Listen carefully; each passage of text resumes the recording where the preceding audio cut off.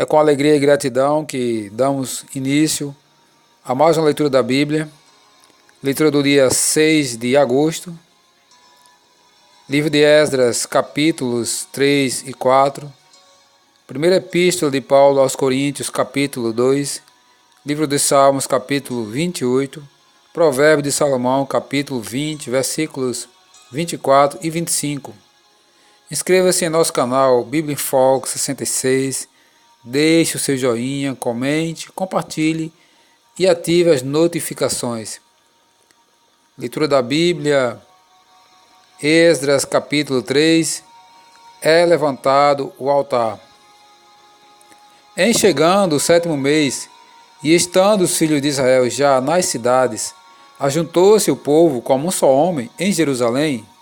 Levantou-se Jesua, filho de Josadaque, e seus irmãos sacerdotes, e Zorobabel, filho de Sealtiel, e seus irmãos, e edificaram o altar de Deus de Israel, do Deus de Israel, para sobre ele oferecerem holocaustos, como está escrito na lei de Moisés, homem de Deus. Firmaram o altar sobre as suas bases, e ainda que estavam sob o terror dos povos de outras terras, ofereceram sobre ele holocaustos ao Senhor, de manhã e à tarde. Celebraram a festa dos tabernáculos, como está escrito, e ofereceram holocaustos diários, segundo o número ordenado para cada dia.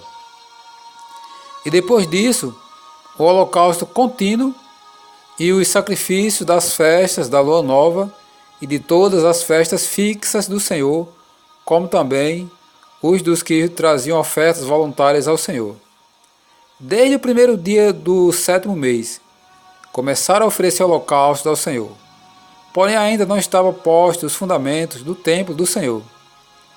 Deram, pois, o dinheiro aos pedreiros e aos carpinteiros, como também comida, bebida e azeite aos sidônios e tírios, para trazerem do Líbano madeira de cedro ao mar, para Jope, segundo a permissão que lhe tinha sido dado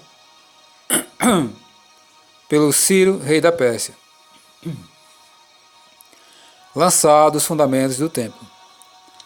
No 2º ano da sua vinda à casa de Deus, em Jerusalém, no 2º mês, Zorobabel, filho de Sealtiel, e Jesua, filho de Josadaque, e os outros seus irmãos sacerdotes e levitas, e todos os que vieram do cativeiro a Jerusalém, começaram a obra da casa do Senhor e constituíram levitas da idade de 20 anos para cima, para a superintenderem.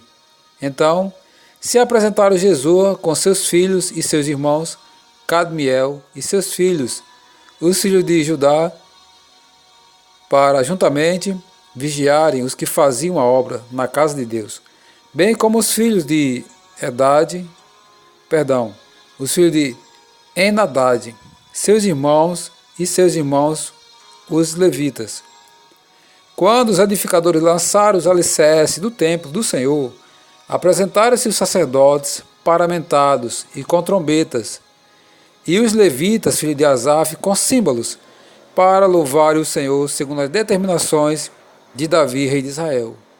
Cantavam alternadamente, louvando e rendendo graças ao Senhor com essas palavras: Ele é bom, porque a sua misericórdia dura para sempre sobre Israel. E todo o povo jubilou com altas vozes, louvando ao Senhor, por se terem lançado os alicerces da sua casa. Porém muitos dos sacerdotes e levitas, e cabeças de famílias, já idosos, que viram a primeira casa, choraram em alta voz, quando à sua vista foram lançados os alicerces desta casa.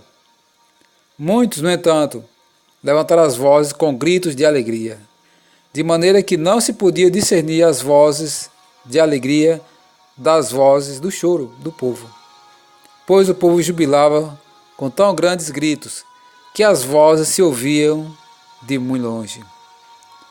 Os inimigos fazem para a construção do templo. Capítulo 4. Ouvindo os adversários de Judá e Benjamim que os que voltaram do cativeiro edificavam o templo do Senhor, Deus de Israel, chegaram-se a Zorobabel, e aos cabeças de famílias, e lhe disseram: Deixa-nos edificar convosco, porque como vós buscaremos a vosso Deus, como também já lhe sacrificamos desde os dias de Esarhadon, rei da Assíria, que nos fez subir para aqui. Porém Zorobabel, Jesua e os outros cabeças de famílias lhe responderam: Nada tendes conosco na edificação da casa a nosso Deus. Nós mesmos, sozinhos, a edificaremos ao Senhor, Deus de Israel, como nos ordenou Ciro, rei da Pérsia. Então as gentes da terra desanimaram o povo de Judá, inquietando no edificar. Alugaram contra eles conselheiro para frustrarem o seu plano todos os dias de Ciro, rei da Pérsia, até o reinado de Dário, rei da Pérsia. No princípio do reinado de Assuero, escreveram acusação contra os habitantes de Judá e de Jerusalém. E nos dias de Artaxerxes, rei da Pérsia, Bistão, Mitredate, Tabeel e os outros seus companheiros lhe escreveram. A carta estava escrita em caracteres aramaicos e na língua siríaca. Reum, o comandante, e Sinsai, o escrivão, escreveram contra Jerusalém uma carta ao rei Artaxerxes. Escreveu Reum, o comandante, e Sinsai, o escrivão, e os outros seus companheiros, Dinaitas, Afarsaquitas, Tarpelitas, Afarcitas, Arquevitas, Babilônios, Susanquitas, Deavitas, Elamitas e outros povos que o grande e afamado Osnapar transportou, que fez habitar na cidade de Samaria, e os outros daquém do Eufrates. Eis o teu da carta endereçada ao rei Artaxerxes. Teus servos, os homens daquém do Eufrates, em tal tempo. Seja do conhecimento do rei, que os judeus que subiram de ti vieram a nós a Jerusalém. Eles estão reedificando aquela rebelde e malvada cidade, e vão restaurando os seus muros e reparando os seus fundamentos. Saiba ainda o rei que, se aquela cidade se reedificar e os seus muros se restaurarem, eles não pagarão os direitos, os impostos e os pedágios, e assim causarão prejuízos ao rei. Agora, pois, como somos assalariados do rei e não nos convém ver a desonra dele, por isso mandamos dar-lhe aviso, a fim de que se busque no livro das crônicas de seus pais, e nele achará o rei, e saberá que aquela cidade foi rebelde e danosa aos reis e às províncias, e que nela tem havido rebeliões desde tempos antigos, pelo que foi a cidade destruída. Nós, pois, fazemos notório ao rei que, se aquela cidade se reedificar e os seus muros se restaurarem, sucederá que não terá a posse das terras deste lado do Eufrates. Então respondeu o rei a Reum, o comandante, a Sinsai, o escrivão, e a seus companheiros que habitam em Samaria, como nos restantes que estão além do Eufrates. Paz. A carta que nos enviastes foi distintamente lida na minha presença. Ordenando eu, buscaram e acharam que, de tempos antigos, aquela cidade se levantou contra os reis, e nela se tem feito rebeliões e motins, e também houve reis poderosos sobre Jerusalém, que da além do Eufrates dominaram em todo lugar, e se lhes pagaram direitos, impostos e pedágios. Agora, pois, dai ordem, a fim de que aqueles homens parem o trabalho e não se edifique aquela cidade, a não ser com a minha autorização. Guardai-vos, não sejais remissos nessas coisas, porque há de crescer o dano em prejuízo dos reis. Depois de lida a cópia da carta do rei Artaxerxes perante Reum, Sinsai, o escrivão, e seus companheiros, Foram eles apressadamente a Jerusalém, aos judeus, e de mão armada os forçaram a parar com a obra. Cessou, pois, a obra da casa de Deus, a qual estava em Jerusalém, e isso até o 2º ano do reinado de Dário, rei da Pérsia.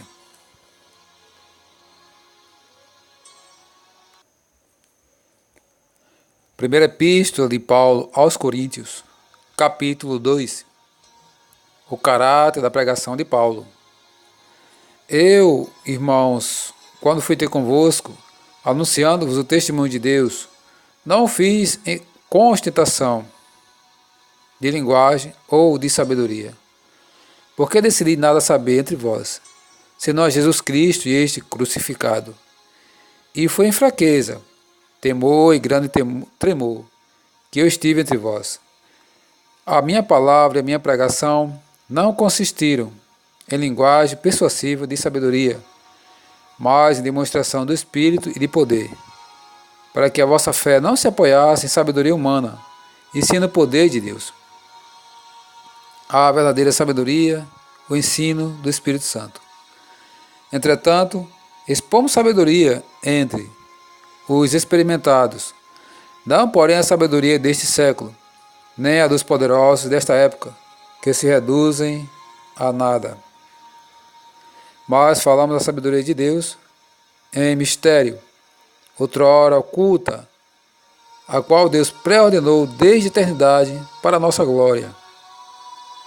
Sabedoria essa que nenhum dos poderosos deste século conheceu, porque se a tivesse conhecido, jamais teria crucificado o Senhor da glória.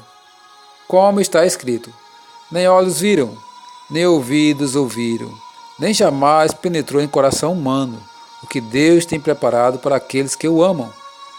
Mas Deus não o revelou pelo Espírito, porque o Espírito a todas as coisas perscruta, até mesmo as profundezas de Deus. Porque qual dos homens sabe as coisas do homem, senão o seu próprio Espírito que nele está? Assim também as coisas de Deus, ninguém as conhece, senão o Espírito de Deus.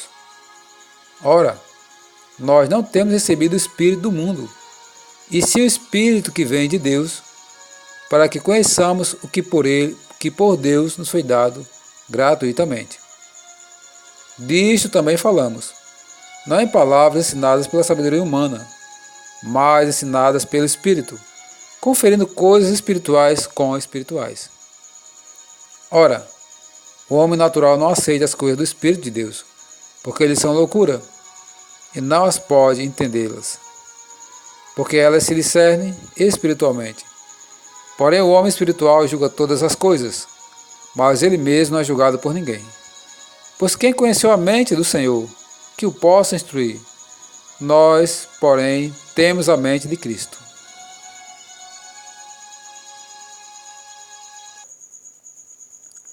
Livro dos Salmos, capítulo 28, Súplica e ações de graças, Salmo de Davi. A ti clamo, ó Senhor, rocha minha, não sejas surdo para comigo, para que não suceda, se te calares acerca de mim, seja eu semelhante aos que descem a cova. Ouve minhas vozes súplices, quando a ti clamar por socorro, quando ergui as mãos para o teu santuário. Não me arrastes com os ímpios, com os que praticam a iniquidade, os quais falam de paz a seu próximo, porém no coração tem perversidade. Paga-lhes segundo as suas obras, segundo a malícia dos seus atos. Dá-lhes conforme a obra de suas mãos, retribui-lhes o que merecem. E, visto que não atentam para os feitos do Senhor, nem para os que as suas mãos fazem, ele os derribará e não os reedificará. Bendito seja o Senhor, porque me ouviu as vozes súplices. O Senhor é minha força e o meu escudo. Nele meu coração confia. Nele fui socorrido. Por isso, o meu coração exulta, e com o meu cântico o louvarei. O Senhor é a força do seu povo, o refúgio salvador do seu ungido. Salva o teu povo e abençoa a tua herança. Apacenta-o, exalta-o para sempre.